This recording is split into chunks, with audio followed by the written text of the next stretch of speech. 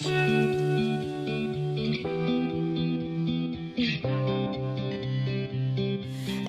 guy I've met, we fell in love at a bad time.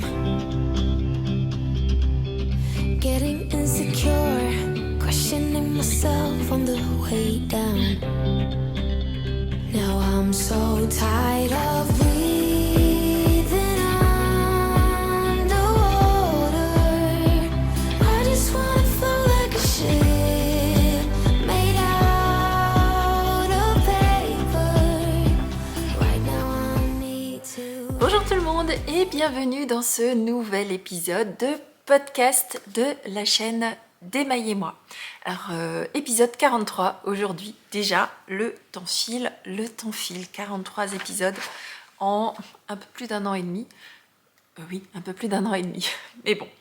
Comme d'habitude, je suis hyper ravie de vous retrouver pour vous parler de laine, de tricot, d'art du fil et comme d'habitude, j'ai plein de choses à vous raconter.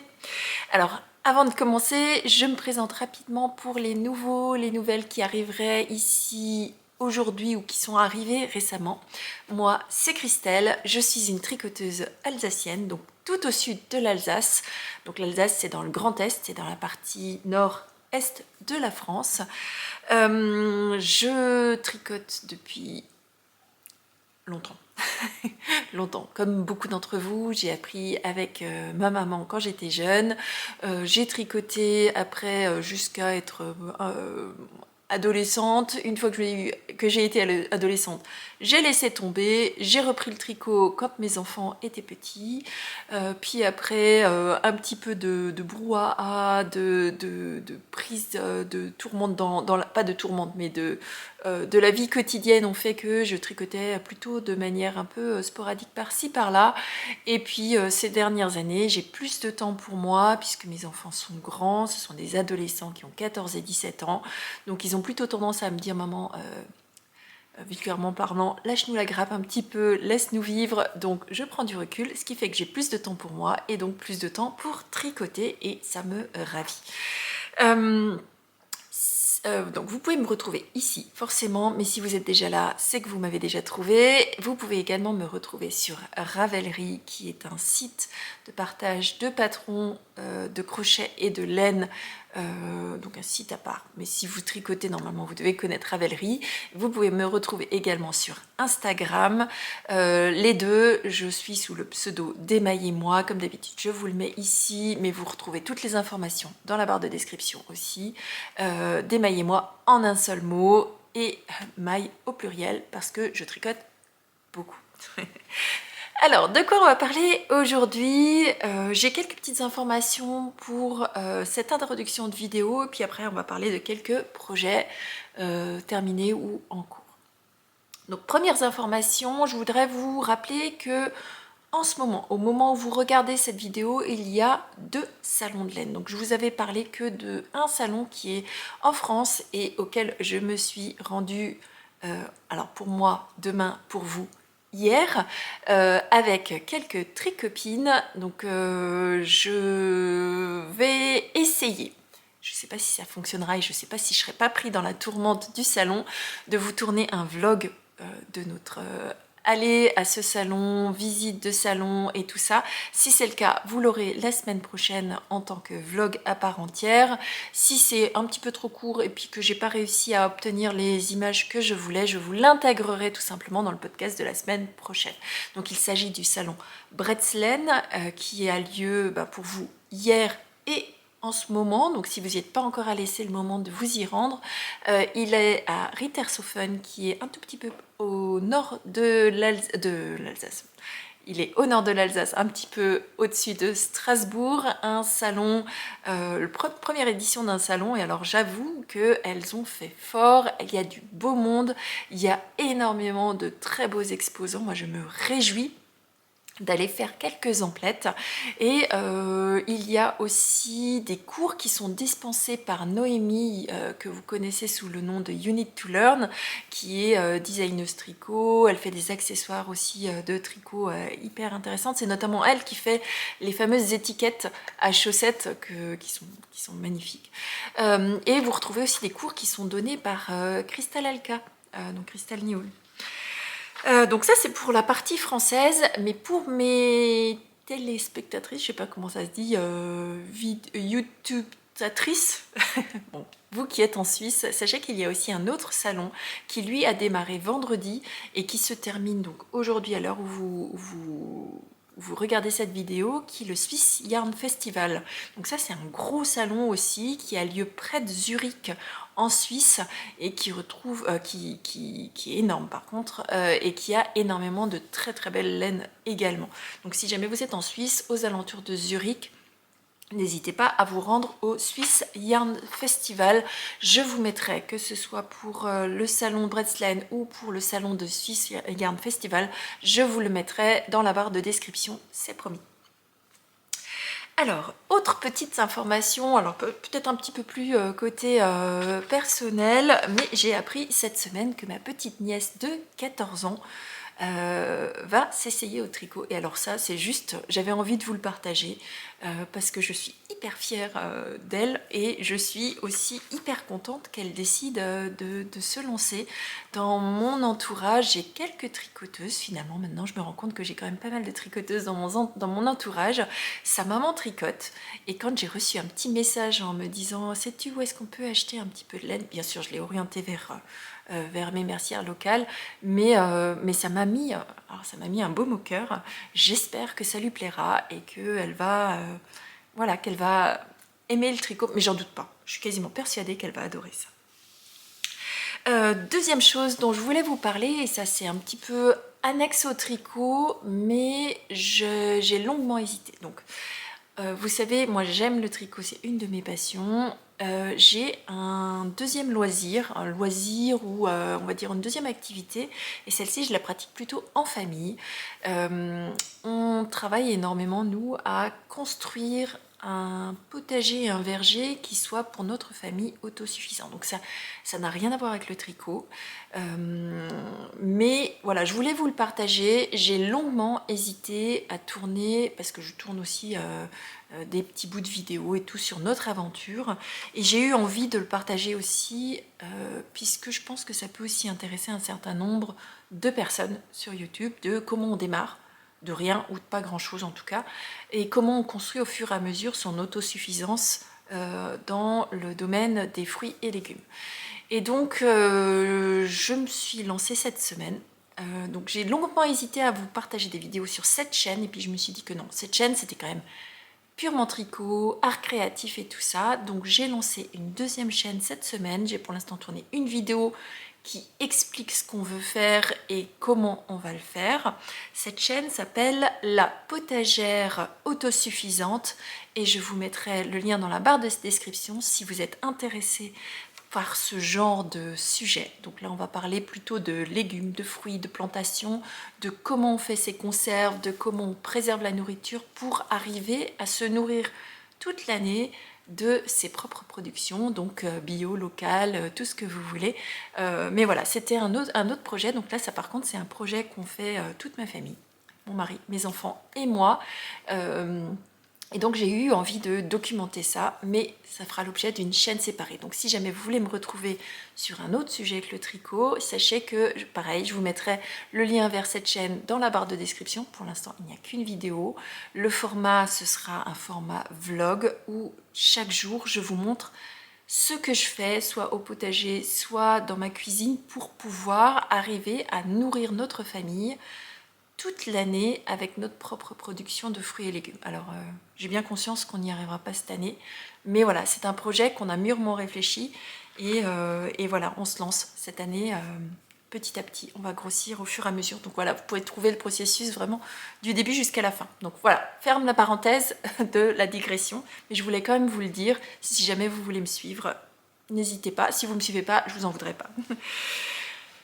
Dernière information, et après je vous montre, je vous parle de projets en cours et tout ça. Vous avez été très nombreuses à faire le cal mystère des 4 éléments et vous avez été toutes vraiment très ravies de le faire. Merci, merci, merci beaucoup pour toutes vos messages. Merci pour tous les partages que vous avez fait sur Instagram.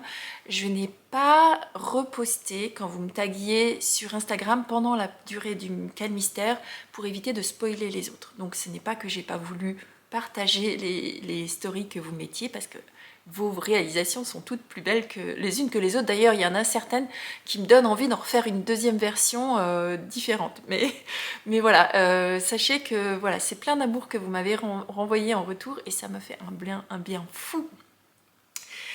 Eh bien, j'en profite pour vous annoncer que vous aurez un troisième cal mystère. Alors, pas de panique, vous avez le temps, mais je vous emmènerai pendant la période de juillet-août sur un cal mystère de socket. Et cette fois-ci, on partira plus sur quelque chose de très féminin, puisqu'on sera sur de la dentelle, sur de la socket, et on en profitera pour parler de fils d'été et de fils de chaussettes principalement pour des saisons un peu plus chaudes parce que ben voilà, une chaussette en laine, même si elles sont thermorégulantes, moi j'ai plutôt tendance à partir sur du fil un peu plus estival pour mes sockets d'été.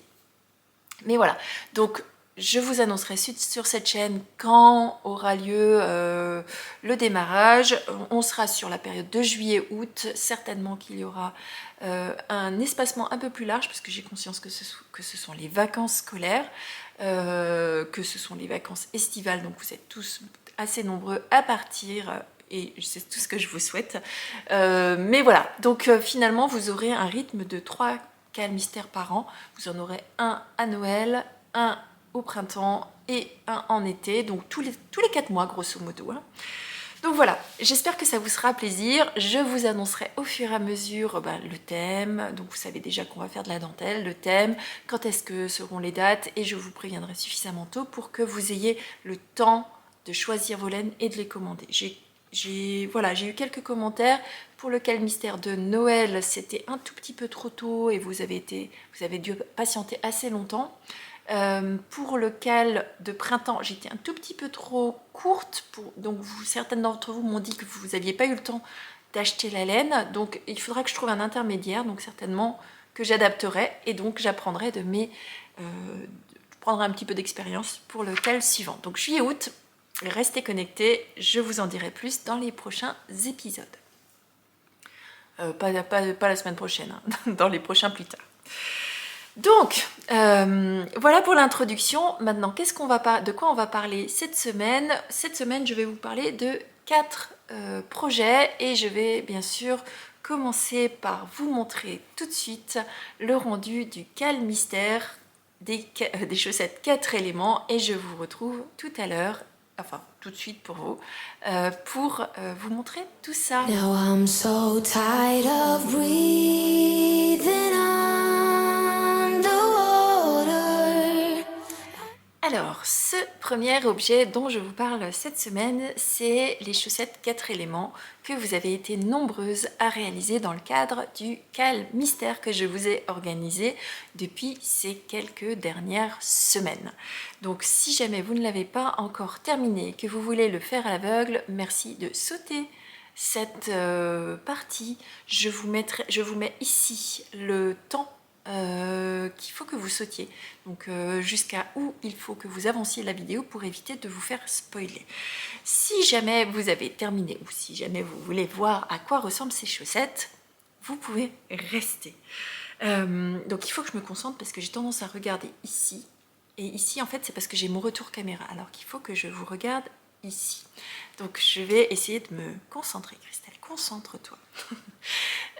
Donc ce cal mystère, c'est une paire de chaussettes sur lequel vous aviez 4 indices mystères. Donc qui dit mystère dit tricot à l'aveugle.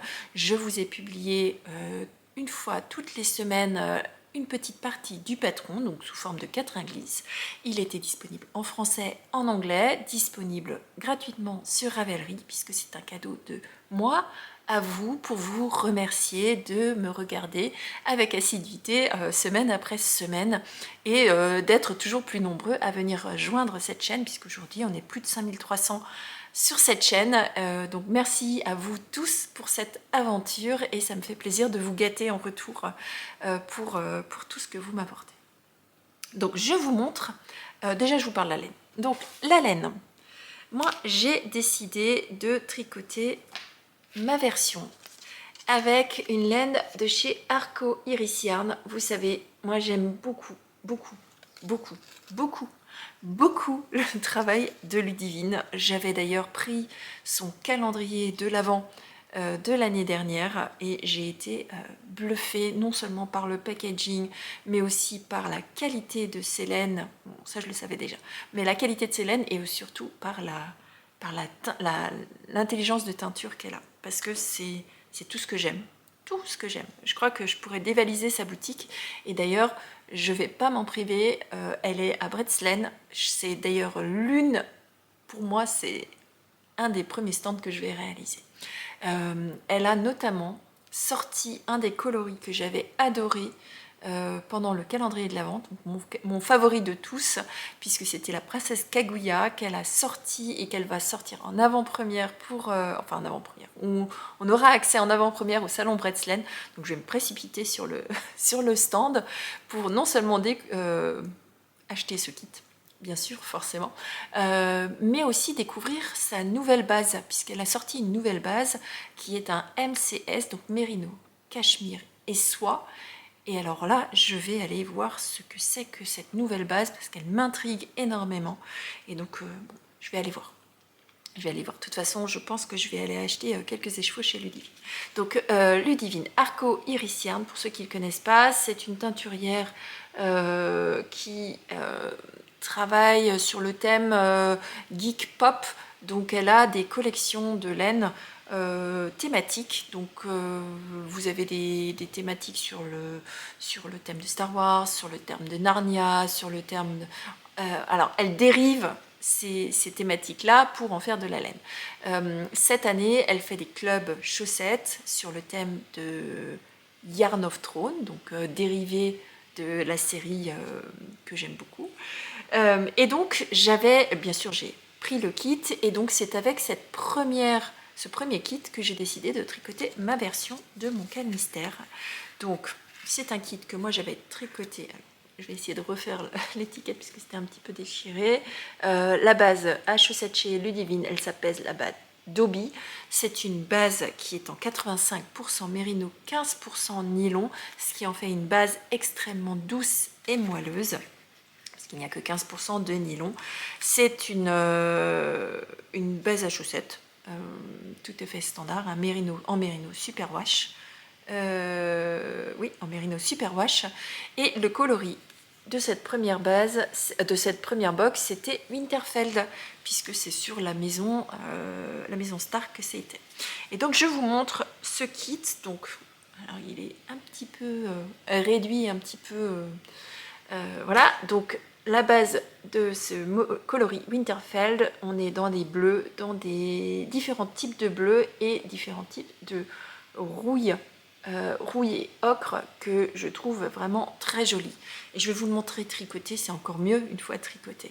Et donc pour assortir à ce mini, il y avait un bleu marine semi-solide, pardon.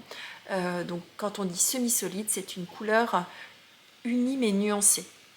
Donc vous êtes toujours sur le même coloris, mais elle est plus ou moins intense en fonction de là où vous êtes. Donc il faudra un jour que je vous montre comment je bobine. Alors parce que j'utilise pas mon bobinoir pour les mini, je les bobine à la main. Il faudrait que je vous montre comment je fais pour que mes balles soient toutes rondes et surtout qu'elles se tiennent. Mais il faut que je vais le noter pour vous le montrer dans un des prochains épisodes. C'est très facile et ça permet vraiment de garder un mini qui se tient, parce que si je le bobine avec mon bobinoir, et ben, au bout d'un moment il se tient pas, il se promène. Donc voilà, si vous voulez, je me retrouve avec des petites balles très jolies qui se tiennent bien. Donc voilà. Alors, je vous montre cette chaussette. Je vous montre cette chaussette, vous êtes prête? Parce que je l'ai mis sur un bloqueur pour qu'elle soit belle en plus. Voilà la chaussette des 4 éléments que je vous ai créée et partagée. Et donc, vous avez pour chacun des indices une vidéo associée qui vous permet de réaliser donc, pas à pas avec tous les gestes techniques pour réaliser cette chaussette. Donc c'est une chaussette qu'on démarre par les côtes. Donc on dit que c'est une chaussette cuff down, donc cuff c'est les côtes. Si jamais vous ne savez pas, le bout, là ici les orteils, ça se dit toe, T-O-E, pour la partie orteil. Donc je vous ai publié le patron en français, vous avez la version anglaise et c'est écrit exactement de la même façon. Donc si vous voulez apprendre à tricoter en anglais, vous pouvez vraiment faire la chaussette avec un parallèle. Dans mon patron, vous avez systématiquement les abréviations notées en langage international du tricot. Donc ça reprend en fait toutes les abréviations que vous trouvez habituellement sur les patrons anglais, mais il s'agit du langage international du tricot. Donc moi, je ne vous note pas maille endroit, maille envers. Vous allez avoir du K comme knit pour l'abréviation maille endroit et du P comme pearl pour l'abréviation maille envers. Et donc tout ça tout le long, et donc ça vous apprend aussi à basculer, ou du moins à pouvoir avoir accès aussi au patron anglais sans avoir d'a priori. Donc c'était l'une de mes volontés. Donc cette chaussette, elle démarre par un montage un petit peu différent. Habituellement, lorsque vous démarrez les côtes de vos chaussettes, vous faites un German Twisted Cast On, donc un montage avec une long tail, donc un long fil. Moi, j'ai pas voulu vous faire démarrer cette chaussette, j'ai voulu vous la faire démarrer avec un montage hyper élastique et qui se tient et qui fasse un rendu comme un montage tubulaire, mais qui est quand même beaucoup plus facile que le montage tubulaire. Donc c'est un montage à l'anglaise en côte alternée. Donc qui dit montage à l'anglaise, je vous laisserai aller voir sur les vidéos du patron. Vous montez une première maille, puis vous les tricotez en les rajoutant au fur et à mesure sur votre aiguille.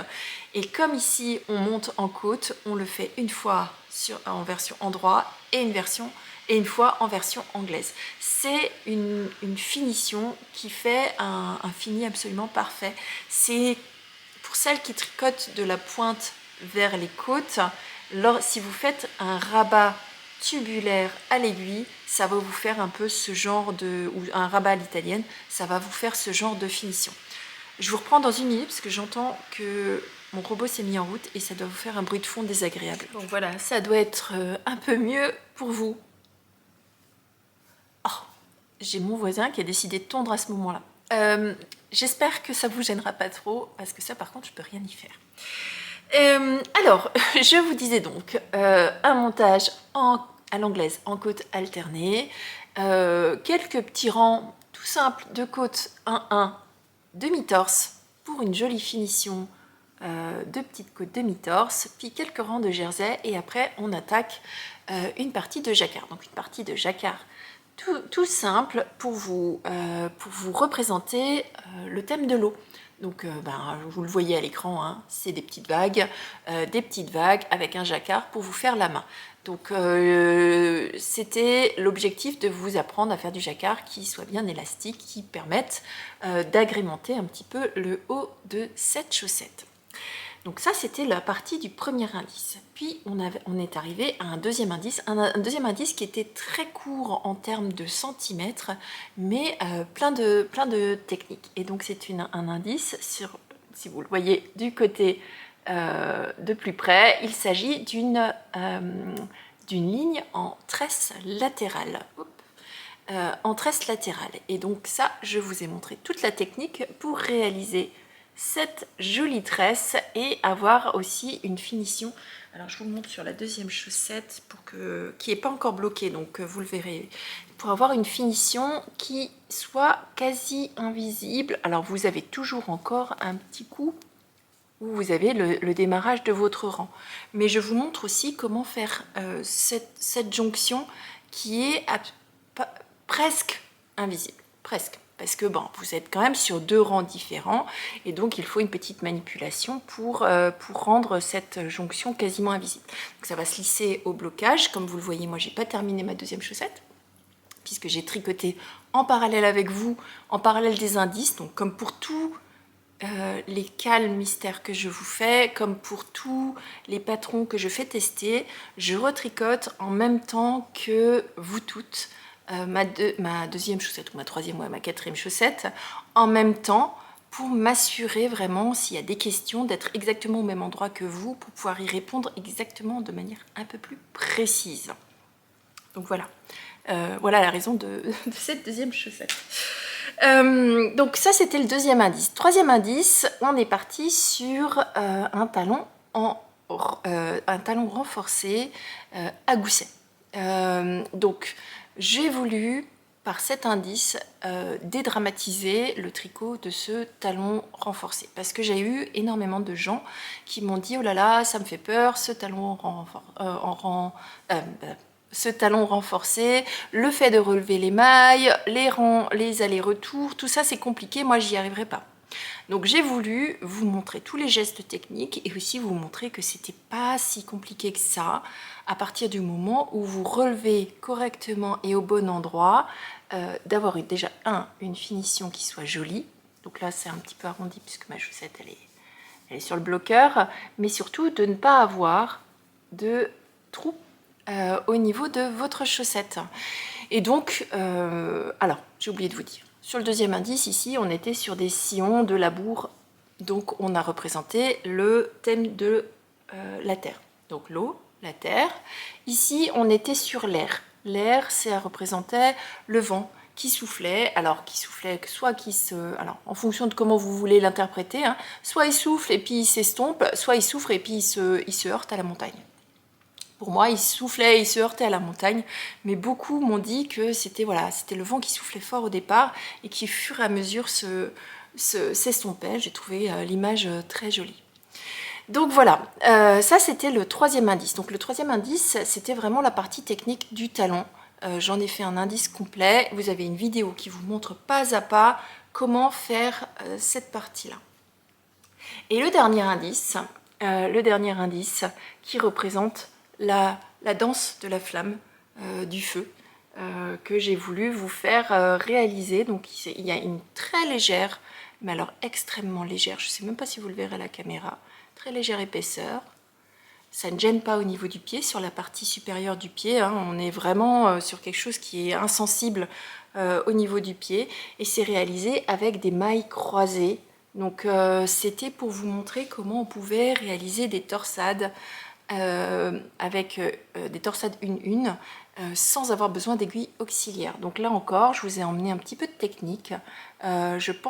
J'espère que vous réutiliserez cette technique sur plein de vos ouvrages parce que typiquement, c'est le genre de choses que n'hésitez pas à prendre ces petits détails par-ci par-là et à les agrémenter sur un ouvrage, par exemple, tout en jersey. Si vous faites à un endroit une petite ligne sur un yoke, c'est un tout petit détail qui va faire la différence et qui fera que votre tricot sera différent de quelqu'un qui aura fait le même modèle que vous. Voilà, petite fioriture, petit détail, voilà, un petit quelque chose. Et sur ce quatrième indice, je vous ai fait ma pointe favori, une pointe qui est bien arrondie, qui n'est pas triangulaire, ou très peu. Vous voyez, elle a une forme qui est très arrondi et pour réaliser ça, je vous laisse voir hein, dans l'indice, hein, je fais un certain nombre de diminutions jusqu'à atteindre un certain nombre de mailles, puis j'accélère les diminutions pour vraiment arrondir l'ensemble sur la chaussette. Donc moi, je suis fan de ce coloris. Alors regardez comment se tricote cette chaussette avec ces petites touches par-ci, par-là de différents types de bleu pour créer un espèce de fond avec ces différentes nuances de bleu et comment le rouille vient à différents endroits se mettre pour rehausser l'ensemble de la chaussette et ça rend de manière similaire sur la deuxième, mais les taches de rouille ne se placent pas au même endroit, donc ça vous fait des chaussettes pareilles pas pareilles. mais on voit quand même bien la tendance. Alors je suis vraiment fan de ce coloris, je me demande si ça ferait un joli pull aussi. Bref, il faut que j'arrête parce que je vais acheter la totalité de la boutique de Ludivine si ça continue. Donc voilà, j'ai beaucoup aimé ce rouille au milieu des bleus. C'est habituellement pas du tout mes couleurs. Moi je suis absolument pas une tricoteuse de marron et de rouille habituellement, hein. Pourtant j'en ai quand même quelques-uns sur mes aiguilles, mais c'est en dehors de ma zone de confort. Mais alors par contre le bleu, on est 100% dans ma zone de confort, comme vous pouvez le remarquer. Donc voilà pour la chaussette 4 éléments, j'espère qu'elle vous aura plu. C'est une chaussette qui est facile à porter, le jacquard il est facile et donc si vous prenez les bonnes aiguilles, que vous vérifiez bien votre tension, vous n'avez pas de souci d'élasticité. Donc comme en plus il est sur la partie haute de votre tige, vous n'avez pas de souci pour passer le talon, hein, puisque vous avez bien assez d'élasticité à ce niveau-là. Le talon renforcé permet une bonne profondeur pour les pieds larges, enfin ou du moins les coups de pied épais. Et donc après, quelque chose qui soit à la fois travaillé, mais qui soit aussi unisexe. Parce que lors du dernier cal, certaines d'entre vous m'ont demandé une version qui soit à la fois pour les hommes et pour les femmes. Donc voilà la version mixte. Choisissez vos couleurs qui feront qu'elle sera plus ou moins féminin ou masculin. Donc voilà, par contre le cal d'été ce sera féminin. Parce que la dentelle, hormis si vous voulez mettre de la dentelle sur les pieds de vos hommes, ça c'est possible aussi, hein, mais moi le mien ne mettra pas de dentelle. Donc voilà pour ce cal. Qui se termine. Donc je vous ai montré, vous pouvez maintenant publier sans avoir peur de spoiler puisque j'ai montré moi-même cette chaussette. Donc voilà. Voilà pour ce premier objet. Maintenant je vous emmène dans un autre cal, mais cette fois-ci c'est pas un cal mystère, mais c'est un cal auquel je participe. Now I'm so tired of breathing underwater. Alors, deuxième projet que je vous montre cette semaine, c'est un cal. C'est un cal pour réaliser une petite pochette qui s'appelle Bagu et qui a été designée par la designeuse Béatrice Maz. Béatrice, je sais que tu passes par là de temps en temps, donc je te fais des gros bisous. J'adore tricoter ta petite pochette. Et j'en ferai certainement une deuxième, voire peut-être plus. À voir. Parce que je trouve que ça fait vraiment le petit cadeau idéal à offrir, garni de quelque chose. Je trouve ça vraiment, vraiment chouette.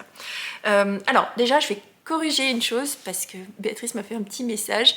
Alors, Béatrice, elle n'a pas fait des études d'architecte, elle a fait des études de design. Alors, mes excuses, Béatrice, j'étais persuadée que tu avais fait des études d'architecture. Je ne sais pas pourquoi. Mais peut-être parce qu'on retrouve toutes ces pointes-là dans ta façon de construire les choses. En tout cas, voilà, on sent bien une patte de design. Donc ce projet, moi, je l'ai mis dans mon petit sac que j'avais eu dans la box dont je vous ai parlé, la box de Arco Iris Yarn, qui reprend un dessin. Alors, j'ai appris aussi que ce dessin, il a été réalisé par You Need to Learn, Noémie, dont je vous ai parlé, qui sera à Bretslane. Et donc, avec une influence de Yarn of Throne. Et donc, on trouve ici le Arco Iris Yarn et son petit logo à l'arrière. Et donc, dans ce projet, dans ce sac, j'ai les laines. Donc, la première qui est l'une des deux laines. Donc c'est une pochette qui se tricote avec deux fils contrastés. Alors vous pouvez prendre un seul fil, mais vous n'aurez pas suffisamment de contraste. Voilà. Moi j'ai choisi de tricoter le mien dans des restes qui me restaient pour pouvoir optimiser mon utilisation de certaines laines dont je ne savais pas quoi faire et qui me tenaient à cœur. La première qui est ici, c'est un très joli bleu sur une base équinoxe de l'écheveau solidaire. Equinox, c'est une base 50% yak, 50% soie.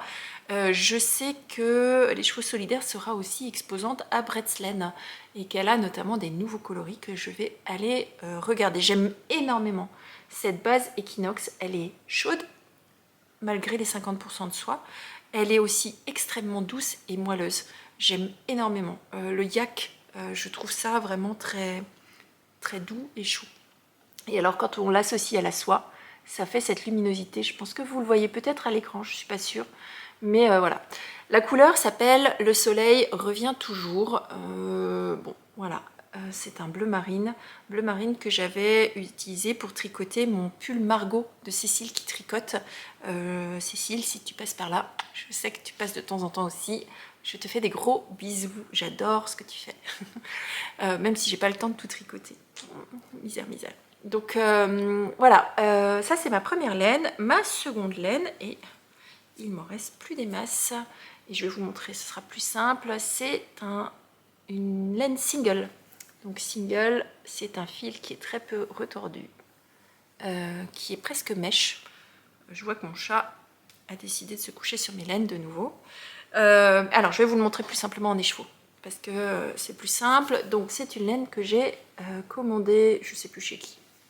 Ça devait être chez Lily comme tout, je pense.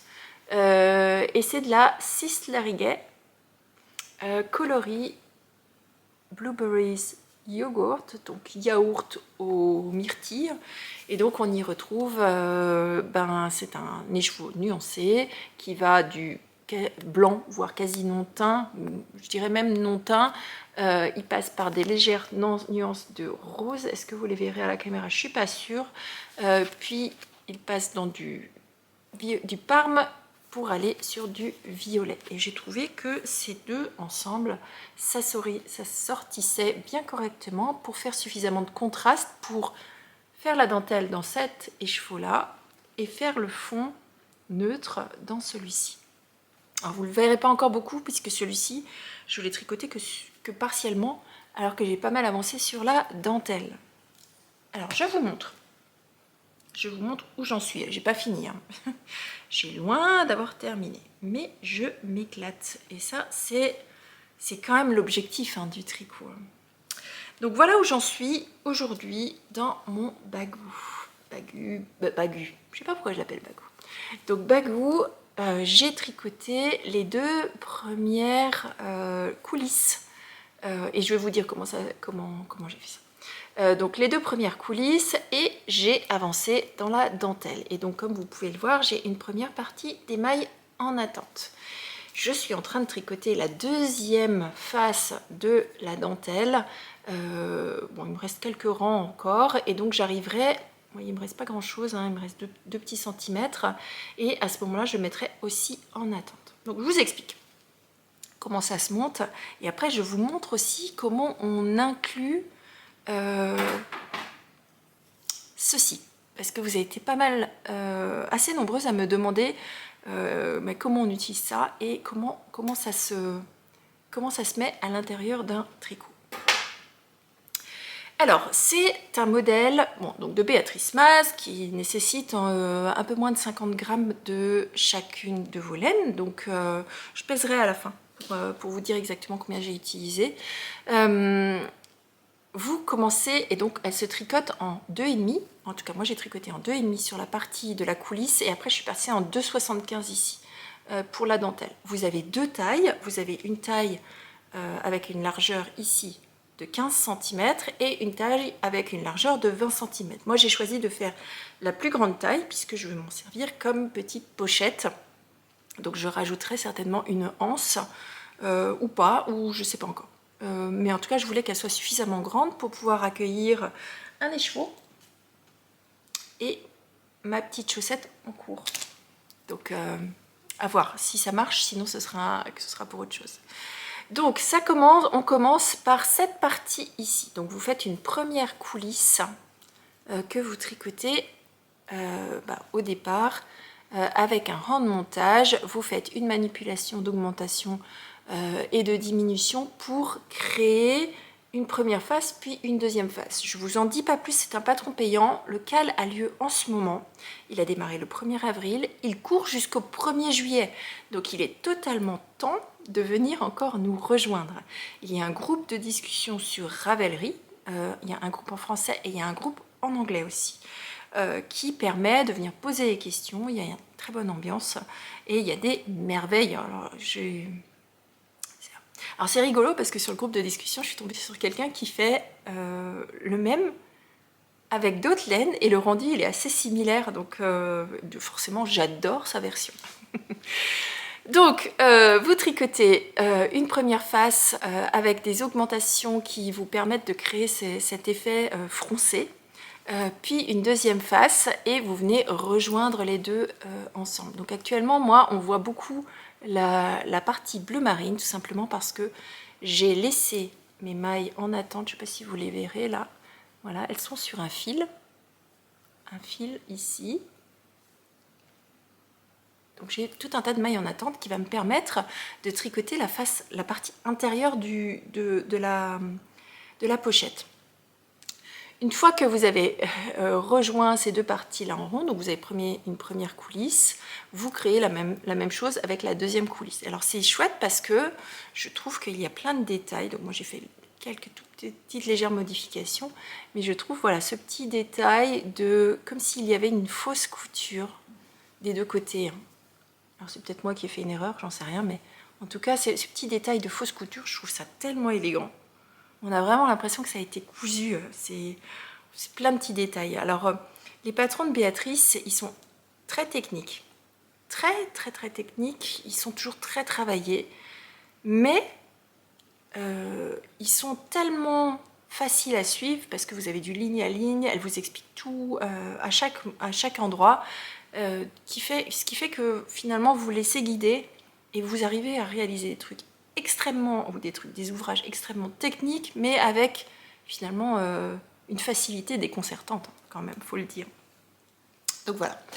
Une fois que vous êtes arrivé là, eh ben, vous déroulez la dentelle. Donc vous déroulez la dentelle en rond jusqu'à arriver à peu près ici. Là, vous voyez, j'ai mis un petit marqueur. Donc toute cette partie-là est réalisée en rond. Une fois que vous êtes arrivé à cet endroit-là, elle vous fait séparer, donc travailler seulement sur la moitié des mailles pour faire cette ouverture. Puisque la pochette, c'est à cet endroit-là qu'on verra le deuxième coloris qui va sortir, puisque la pochette du dessous, elle, est rectangulaire, carrée ou rectangulaire. Donc quand j'ai montré ça à ma famille, attention, grand moment de solitude, j'ai montré ça à ma famille en disant « Vous avez vu comme c'est beau et tout ?» Réaction de ma famille « Mais tu tricotes une culotte ?» À cause des petits arrondis. Je trouve pas que ça ressemble à une culotte. Vous trouvez que ça ressemble à une culotte? Enfin si, finalement. Ouais, pourquoi pas. Bon voilà, ils m'ont demandé si je tricotais une culotte. Alors peut-être à cause de la dentelle et tout ça. Et ben ce sera un sac culotte. Bon bref, vous avez une très jolie dentelle, c'est écrit ligne à ligne, donc ce sont que des points très simples, hein, c'est des jetés et des augmentations et des diminutions, donc très facile à suivre, n'hésitez pas, lancez-vous. Voilà, vous avez une jolie petite finition que vous voyez pas bien ici, est-ce que j'arrive à vous montrer mieux, une jolie petite finition en I-cord pour faire vraiment les jolies finitions. D'ailleurs vous avez ce genre de finition aussi ici, ainsi que là. Donc pour vraiment, quand je vous dis que les patrons de Béatrice sont bourrés de petits détails techniques, c'est vraiment génial. Donc moi, l'objectif de cette semaine, c'est bien sûr de... Bon allez, l'objectif de cette semaine, c'est de terminer mon bagu. Je sais pas pourquoi je l'appelle bagu. Donc voilà. J'ai plus beaucoup à réaliser, puis après l'intérieur, c'est du jersey en droit, donc ça ira vite. Donc, ensuite... Une fois qu'on a fait ça, vous avez deux versions à nouveau. Vous pouvez soit insérer un clip, donc une fermeture clic-clac que vous pouvez trouver à différents endroits. D'ailleurs, Béatrice vous indique où vous pouvez l'acheter sur le groupe de discussion en français. Elle l'a commandé sur Etsy. Moi, je l'ai trouvé sur les puces des couturières, les puces des tricoteuses. Je vous mettrai ça dans la barre de description, je ne me souviens plus. Les puces des tricoteuses, je crois que c'est. Bon bref, c'est un clic-clac, donc c'est simplement deux demi-morceaux deux demi-morceaux de métal assez fin qui sont attachés par les côtés et qui permet d'avoir cette ouverture qui nécessite qu'on tire un petit peu dessus pour l'ouvrir et qui permet d'avoir le sac qui reste ouvert. Et quand vous le fermez, eh bien, ça reste fermé aussi, hein, ça ne s'ouvre pas. Donc ce qui permet de garder quand même un sac sur lequel vous pouvez garder quelque chose à l'intérieur sans avoir peur de le perdre. Alors comment ça s'intègre? Parce que vous allez me dire, mais c'est joli ça, mais comment on fait? On tricote pas autour? Non, on tricote pas autour, on le met à la fin. Donc je vous l'ai démonté, j'en ai deux. J'en ai deux puisqu'il y avait un minimum de frais de port. Donc, ici, vous avez une petite vis. Est-ce que vous allez le voir? Vous avez une petite vis. Donc il suffit d'en dévisser l'une des deux. Et donc vous vous retrouvez avec une glissière qui est ouverte. Vous voyez, si je la referme, elle va se refermer. Et donc c'est ici que je vais venir réinsérer la première partie de ma vis et la fermer avec cette deuxième partie de vis. Donc une fois que vous avez enlevé cette première vis et que vous avez ouvert, eh bien il suffit de glisser, en faisant attention de ne pas abîmer votre tricot, hein, vous glissez à l'intérieur, voilà, vous glissez à l'intérieur de la coulisse. Alors, je suis passée par là où j'ai encore les fils, donc ça, bien sûr ça ne marche pas. Mais donc voilà, vous glissez à l'intérieur de la coulisse. Alors en hauteur, les bras en l'air, c'est pas top top. Donc voilà, vous glissez tout simplement à l'intérieur de la coulisse votre fermeture clic-clac. Et donc quand vous arrivez à la fin, vous faites la même chose. Vous y arrivez. Voilà.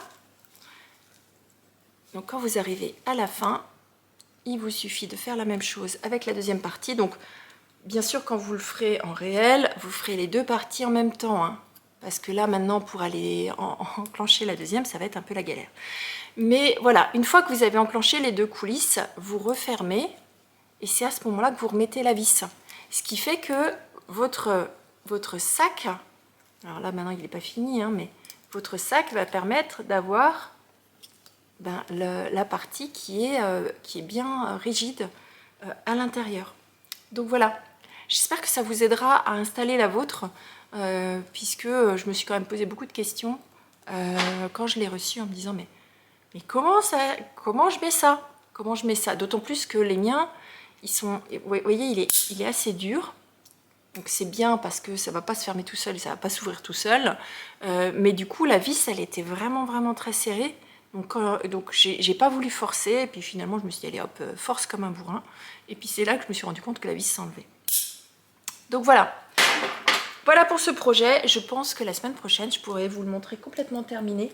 Voilà, c'est un projet qui nécessite un peu d'attention à cause des rangs de dentelle, qui nécessite un petit peu d'attention aussi au début, parce que vous avez toute la partie montage.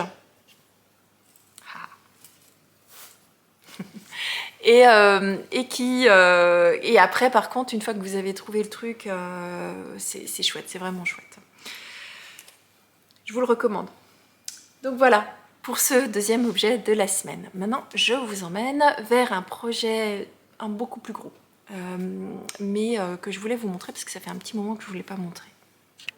Now I'm so tired of breathing underwater. Alors ce troisième objet de la semaine, c'est un pull que je tricote selon un patron de Joanna Hang, qui est une designeuse américaine, je suis pas sûre, qui est une designeuse dont le patron est disponible uniquement en anglais et que j'aime vraiment vraiment beaucoup tricoter. Elle a de très très beaux modèles. Si jamais vous voulez tricoter vraiment de la dentelle très fine, la dentelle un peu japonaise, n'hésitez pas à aller voir ces modèles. Moi j'ai déjà réalisé le Tea of Even de chez elle, je réalise actuellement le Fairy Bouquet que je vais vous montrer. C'est vraiment un régal. Alors par contre c'est un patron, voilà, qui de la même façon que le Tea of Even, c'est un patron où je prends mon temps parce que j'aime tellement le tricoter que voilà. Bon, là j'étais dans la mer de Jersey donc c'était un peu moins sympa. Donc dans quoi je tricote ça? Moi je tricote ce patron dans une laine de chez By Night, donc Nathalie de By Night, qui est une teinturière belge, qui a d'ailleurs un podcast aussi que j'aime beaucoup regarder, elle est bien rigolote. Donc je tricote ça dans sa base Twinkle.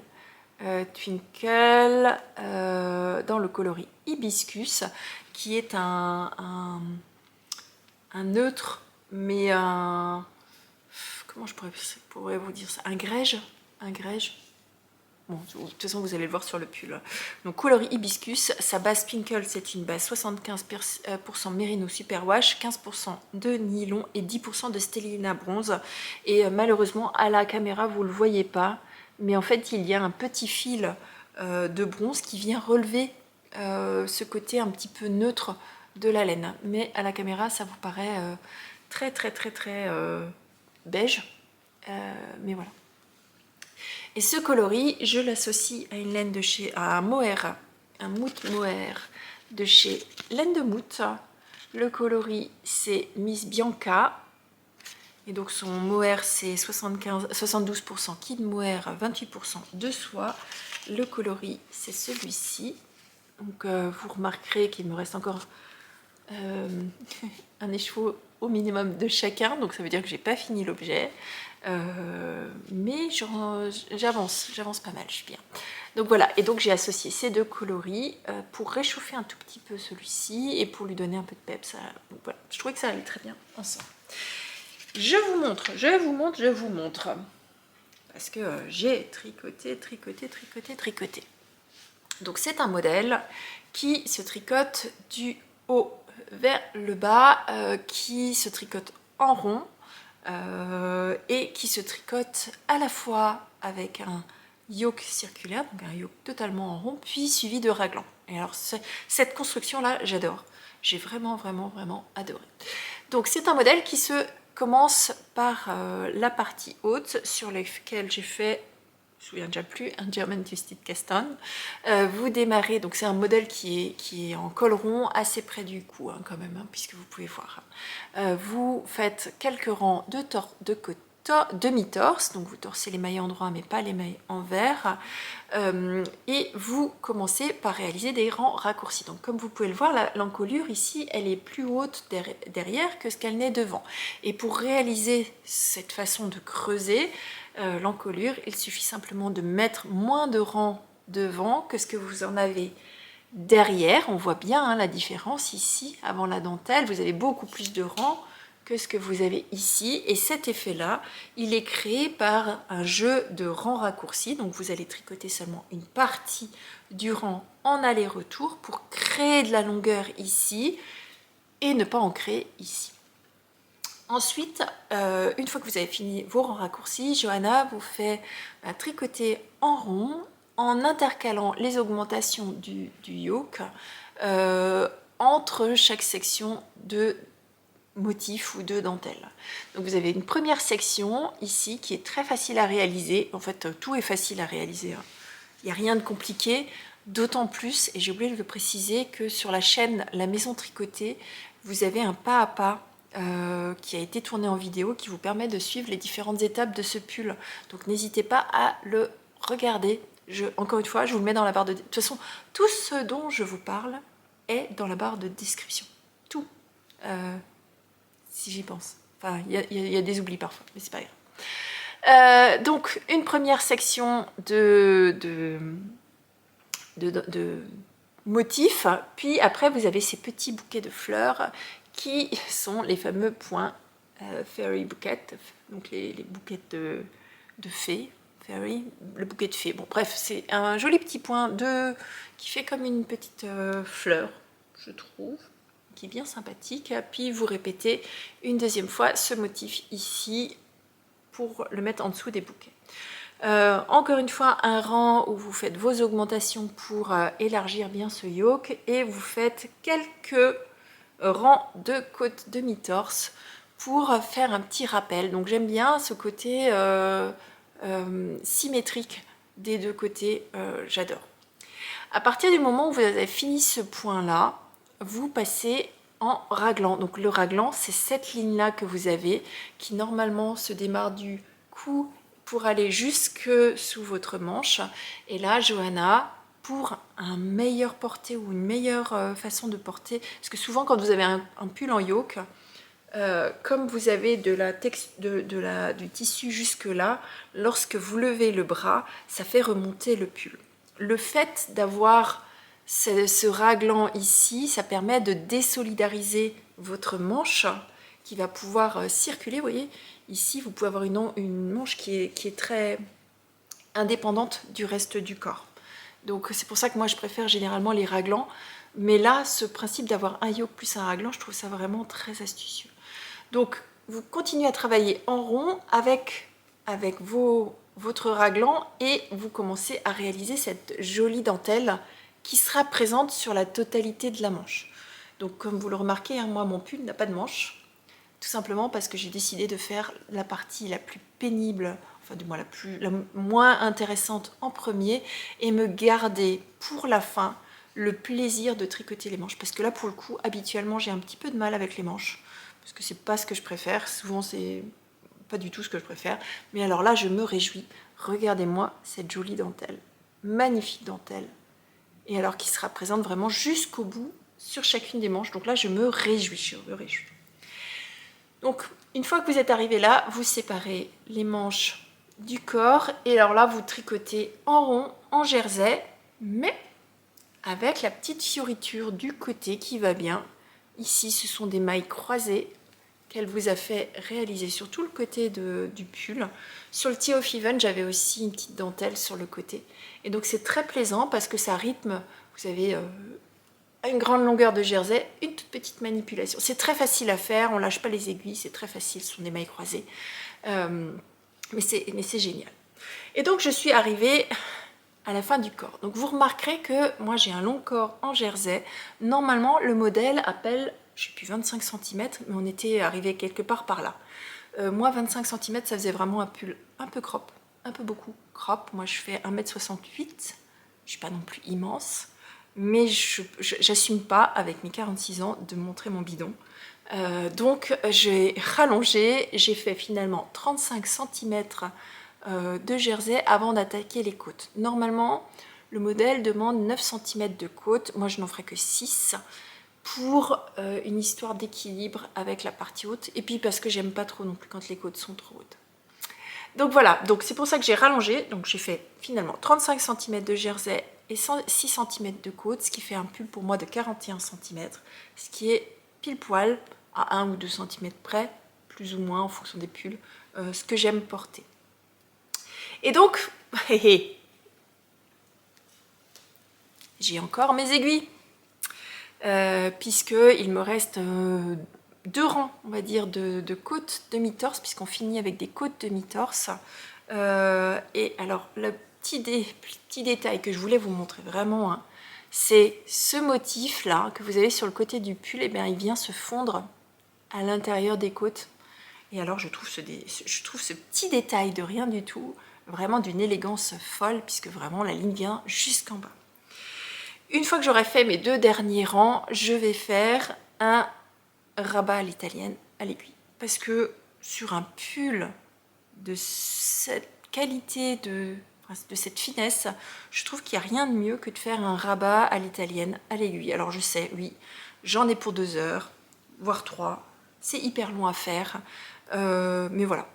Alors par contre, ici, moi j'ai 2 fils, je tricote avec un fil de mohair et un fil de fingering. Par contre, le rabat, je ne le ferai qu'avec un seul fil, parce qu'un rabat à l'italienne avec 2 fils, dont un de mohair, je pense que je vais pester, donc finalement je le ferai avec qu'un seul fil. Et puis je l'avais fait comme ça sur mon pull Margot, j'avais fait les rabats seulement à un fil et ça allait très bien. Donc je ferai qu'avec un seul fil. Donc ça, ce sera mon travail de ce week-end, je pense, ou de ce soir.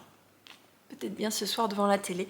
Moi j'aime bien, je trouve ça très... Je sais qu'il y a beaucoup de gens qui n'aiment pas faire les rabats à l'italienne pour x, y raison. Moi j'aime bien, je trouve ça... Alors oui, il y a un long fil, mais moi je trouve ça très méditatif. Hop, hop. Une fois que vous avez le geste, c'est toujours le même. Et puis alors regardez la façon dont ça se crée, dont ça se forme. S'arrêter 50 fois à regarder l'élasticité, je trouve ça tellement beau. Donc voilà, pour ce tee of even, je pense que je vais aussi... Alors il me tarde vraiment d'attaquer ces manches. J'ai plus aucune pression. C'est le fil encore de montage à rentrer. Je vais le monter dans l'autre sens. J'ai plus aucune pression parce qu'ici on est sur un pull en fingering et mohair. Donc je sais d'office que je vais plus le mettre cette année. Parce qu'on est, voilà, on est mi-avril. On est le 14 avril aujourd'hui. C'est le dernier jour de mes vacances. Et c'est J-10 avant mon anniversaire. Enfin, je sais pas si je suis contente ou pas, mais bon. Si, je suis contente puisque le jour de mon anniversaire, je reçois cette année une serre de jardin en verre. Et donc, elle sera installée le jour de mon anniversaire. Donc, je me réjouis d'avance. Donc, je vais prendre mon temps pour ce projet-là. Il n'y a aucune obligation pour moi de finir rapidement, puisque de toute façon, je le porterai qu'à l'automne. Mais voilà, juste pour le plaisir de tricoter cette jolie dentelle sur une petite circonférence. Donc voilà, je me réjouis. Et je pense, parce que j'avais 4 écheveaux de cette base Twinkle, je pense qu'il m'en restera un peu plus d'un. Alors je sais pas, peut-être pas. Il me restera certainement un écheveau, ça c'est sûr, puisqu'il m'en reste encore 2, et un écheveau complet de mohair. Donc je pense, d'après mon expérience, j'utilise généralement un écheveau de mohair, un écheveau de fingering pour faire une manche. Donc là, logiquement, un écheveau de mohair plus fingering devrait être largement suffisant pour faire ces manches-là. Et il me restera un écheveau complet de cette base Twinkle. Et donc je pourrais me faire un accessoire assorti, ou pas. Mais je pense un accessoire assorti avec ce pull. Là, c'est pas du kitsch à fond d'aller assortir des accessoires avec son pull. Parce qu'il me reste encore tout ça aussi pour la partie basse. Donc ça n'a pas beaucoup consommé de laine. Je sais pas, en ce moment je trouve que je consomme pas beaucoup de laine. Donc voilà pour ce 3e objet. Et donc je vous montre mon dernier objet dont je voulais vous parler cette semaine. Je vous montre pas le top Primavera, j'ai pas avancé dessus. Parce que je me questionne énormément. Le top Primavera, c'est celui que j'ai commencé la dernière fois, où je vous ai pas montré de photos, j'ai oublié de l'incruster, je suis désolée. Je vous en reparlerai, je pense, la prochaine fois, parce que je me pose des questions sur est-ce que j'ai choisi la bonne taille. Mais ça, on en reparlera la semaine prochaine ou la semaine d'après, on verra. Donc je vous montre mon dernier ouvrage. Now I'm so tired of breathing Mon dernier underwater. ouvrage, il est là-dedans, dans un petit sac que j'avais ramené d'un des salons auquel j'avais participé en Allemagne, le salon Wohlen Symphony. Un petit sac qui a été créé par Volibri, il me semble. Volibri, qui est une teinturière de laine et qui fait aussi des petits sacs. Alors j'aime beaucoup cette forme-là. Donc c'est un sac tout bête, hein. Un petit rond, un rectangle ici, et puis moi qui suis couturière, je devrais tout simplement me mettre un petit coup de pied aux fesses pour me faire d'autres petits pochons. Et je trouve que cette taille-là, elle est parfaite. Alors, c'est un sac tout bête, hein. Il n'y a absolument rien dedans. Il est rond, il n'y a pas de poche, il n'y a rien du tout. Mais je trouve que la taille est idéale pour emmener ces petites chaussettes. Bon, bref. Donc, vous avez compris, je vais vous parler de chaussettes. Et je vais vous parler de fameuses chaussettes que mon mari me demande à corps et à cri. Bon, j'ai fini par lui monter. Je ne sais pas si vous m'avez suivi lors du dernier épisode, mais j'avais un écheveau posé à côté de mon bobinoir avec un post-it dessus, avec un petit message « Si jamais tu sais pas quoi faire ». Bon, j'ai compris le message et donc j'ai monté cet écheveau. Donc, cette chaussette, je l'ai tricotée dans 2 laines. Donc, la première, c'est une laine que j'ai ramenée aussi de ce fameux salon en Allemagne, qui est une laine qui est un peu sèche à tricoter, qui reste sèche une fois bloquée. Je vous montrerai parce que j'ai fini une des 2 chaussettes.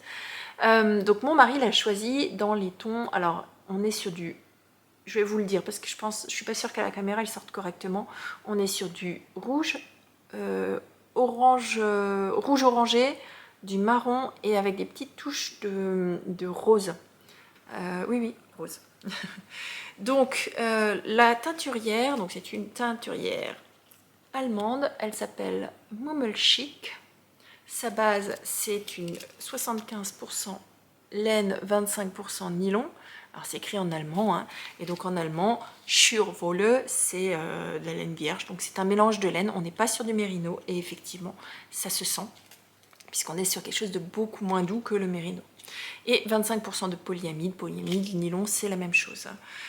On est sur du 420 mètres pour 100 grammes, donc on est sur une base fingering et c'est ce qu'on appelle une 4-ply, donc une 4 plis. Donc, cette laine-là, je l'ai associée à une pelote de chez Lang Javol, couleur noire. Couleur noire, donc le noir chez Javol, c'est le 004. Hop, oui, 004. J'ai plusieurs pelotes de ça pour réaliser d'autres projets pour mes enfants que j'ai pas démarré.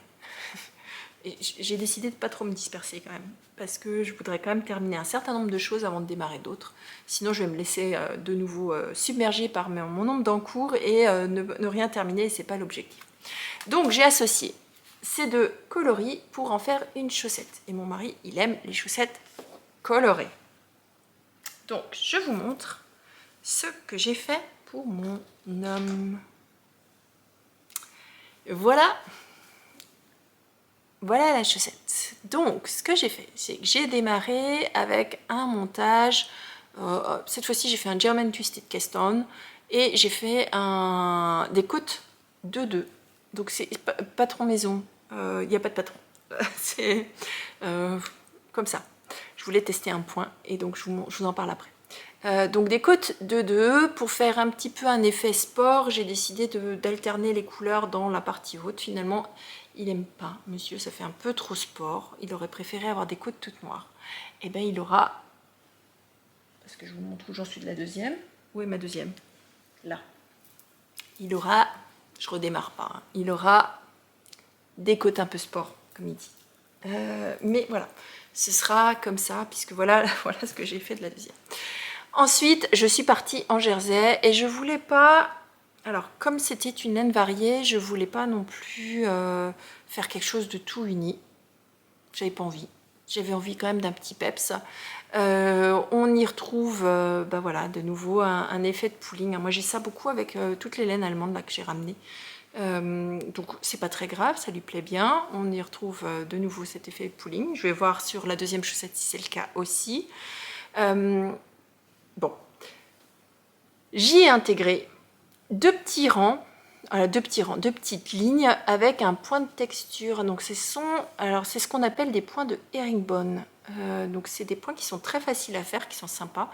Tout simplement, ce que j'ai fait, c'est que j'ai mis un marqueur de chaque côté de la chaussette, sur les deux côtés, comme si j'étais sur les bords des talons.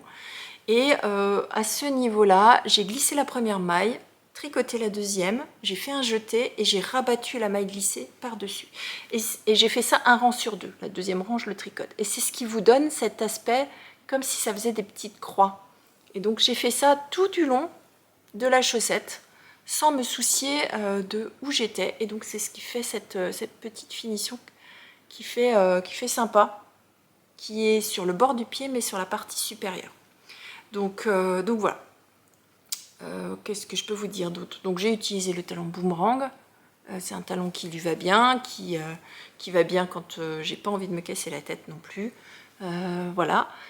J'ai continué bien sûr dans les talons boomerang. Je n'ai pas oublié de faire ce petit point herringbone sur l'un des deux rangs du talon boomerang, hein, puisque vous savez qu'à un moment dans le talon boomerang vous faites deux tours complets. J'ai continué, c'est du 42. Bon, voilà, mon mari fait du 42. Heureusement, il ne fait pas du 45 ou 46. Là, j'ai vu que certaines d'entre vous ont des maris aux très très grands pieds. Moi, j'ai un fils qui fait 43, mon mari fait 42 et mon fils n'a pas fini de grandir. Donc, par contre, mon fils aura peut-être des grands pieds. Et puis, donc, je lui ai rajouté ma fameuse pointe arrondie. Donc, première chaussette, c'est une chaussette qui a beaucoup voyagé, puisque je l'ai montée. On a fait ce week-end un aller-retour à 400 km de chez nous, donc 400 km, 4 heures de route aller, 4 heures de route retour. Une chaussette, pas tout à fait finie, mais voilà, j'avais quasiment une chaussette dans la voiture, tricot voiture, c'est parfait. Et cette semaine, je suis allée à un apéro tricot le mardi soir à la boutique. Pour ceux qui ne savent pas, ceux qui sont dans le sud de l'Alsace, sachez que le mardi soir, tous les mardis soirs, il y a un apéro tricot qui a lieu à la boutique Passionnelle à Hirzing, si jamais vous êtes dans la zone où je suis. Et donc, c'est un apéro tricot chaussettes. Et donc, vous ne venez que tricoter des chaussettes. Donc, du coup, j'en ai profité pour monter ma deuxième chaussette. Et vous voyez à quel point j'ai été bavarde et que j'ai pas forcément beaucoup avancé. Mais c'est fait partie du jeu. Donc voilà ma deuxième chaussette. J'espère lui finir assez rapidement pour qu'il ait une deuxième paire parce que il les met quasiment. Alors, en fait, j'ai juste le temps de lui laver sa paire précédente et il repart immédiatement avec sa nouvelle paire. Donc ça prouve bien quand même qu'il aime porter mes chaussettes. Donc mon fils et mon mari, ils sont tous les deux pareils. Donc ça me motive à en faire d'autres. Après, j'ai eu une question de plusieurs d'entre vous pour me demander sur quoi je bloquais mes chaussettes. Alors moi, j'ai deux types de bloqueurs. Je vous montre la première et je vous dis où je les ai achetés. Et je vous mettrai en barre de description celui que je préfère. Le premier bloqueur que j'ai, c'est un bloqueur que j'ai acheté chez Rascol. C'est un kit avec deux bloqueurs, une petite taille, une grande taille. Par contre, c'est une taille fixe. Donc, celui-ci fait, je crois, 36-37, l'autre fait 39-41. Bon, ça va bien pour mes chaussettes à moi, mais par contre, ça va pas pour les chaussettes de mon mari, ils sont trop petits. Donc, suite à ça, j'ai investi dans un autre type de bloqueur. Et alors ça, par contre, celui-ci, moi, je l'aime beaucoup. C'est un bloqueur qui a une taille réglable. Donc, vous voyez ici, alors là, il est réglé pour une certaine taille, mais vous pouvez enlever la partie de devant. Vous avez ici vos différentes pointures et donc vous venez agrandir ou pas la chaussette, ou du moins le bloqueur, pour bloquer votre chaussette en fonction de la taille que vous réalisez. Donc moi, c'est celui-ci que j'utilise le plus souvent parce qu'il me permet vraiment, comme je fais des chaussettes pour moi, pour ma fille qu'elle ne porte pas, et pour mes deux hommes, eh bien ça me permet vraiment d'adapter chacun sa pointure et ça me permet de bloquer la chaussette à la bonne pointure que j'ai tricotée sur le moment.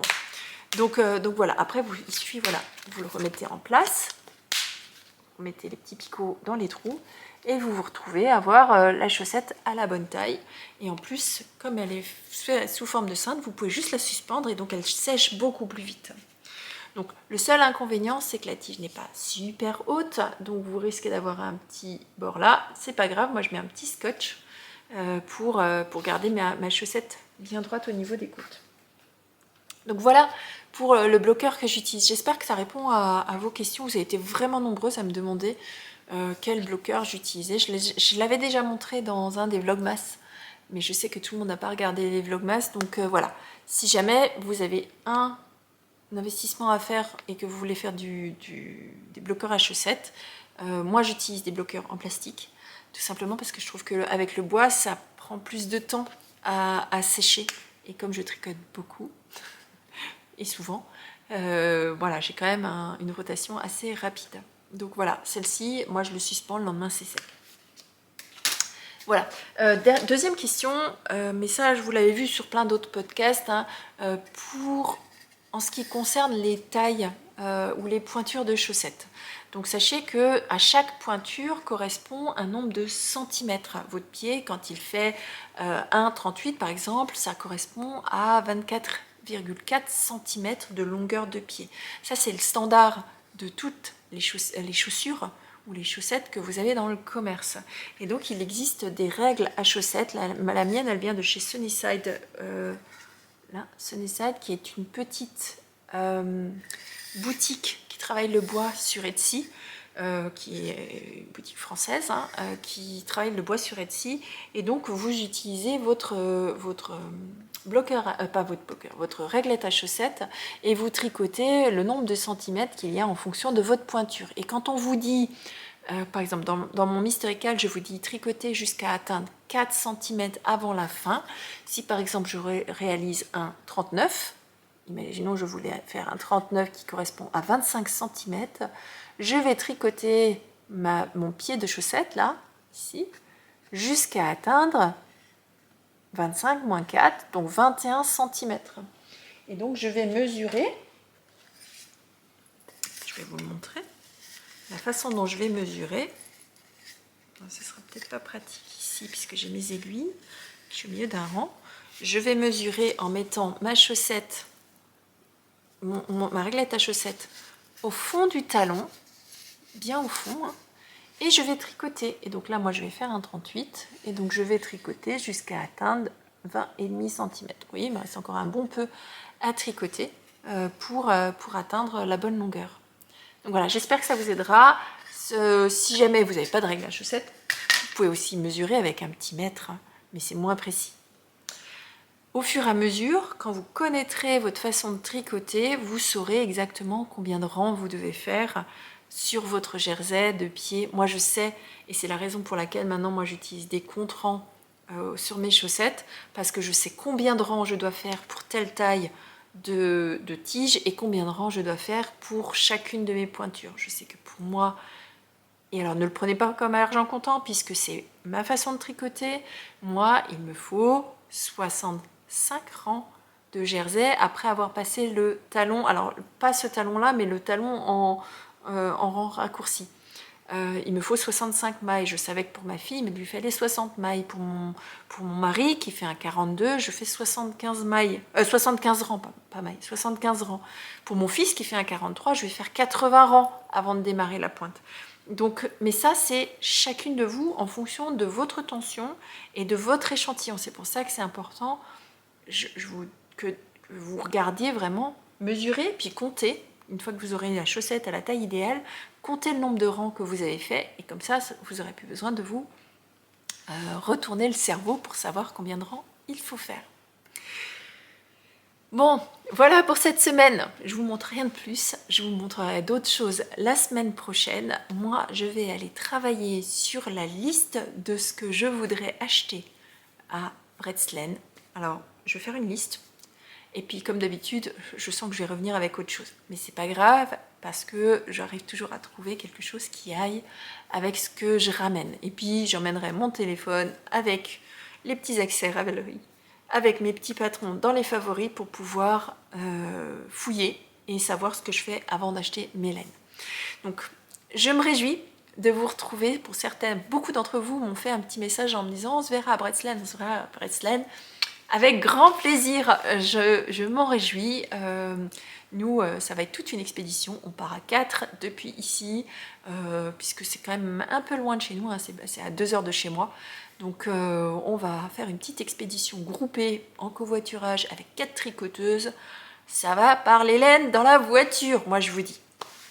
Bon, sur ce, je vous souhaite une très belle semaine créative. Je vous fais de gros bisous. Bisous, bye bye. Every guy I've met, we fell in love at a bad time. Getting insecure, questioning myself on the way down.